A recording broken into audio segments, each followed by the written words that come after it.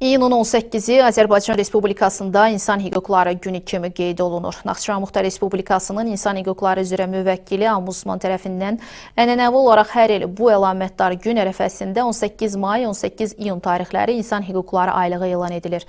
Layihə çərçivəsində insan hüquqlarını təbliğ edən müxtəlif aktual mövzularda maarifləndirmə tədbirləri keçirilir.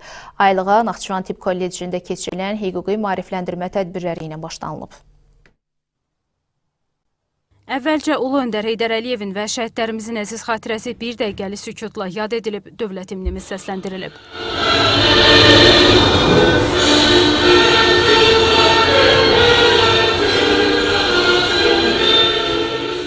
Tədbirdə kollecin direktoru Sona Məmmədova və müvəkkil aparatının əməkdaşı Sadiq Babayev çıxış edərək ölkəmizdə insan hüquqları aylığı çərçivəsində həyata keçirilən işlər barədə məlumat verib və təşkil olunan tədbirin əhəmiyyətindən danışıblar.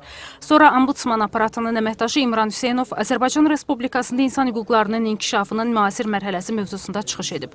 O, ölkədə insan hüquq və azadlıqlarının demokratik dəyərlər çərçivəsində təmini sayəsində həyata keçirilən dövlət siyasətinin əsas istiqamətləri, o cümlədən hüquqi dövlət və vətəndaş cəmiyyətinin formalaşmasına yönəlmiş tədbirlər barədə məlumat verib. Sonda insan hüquqlarının inkişafına həsr olunmuş video çarx izlənilib.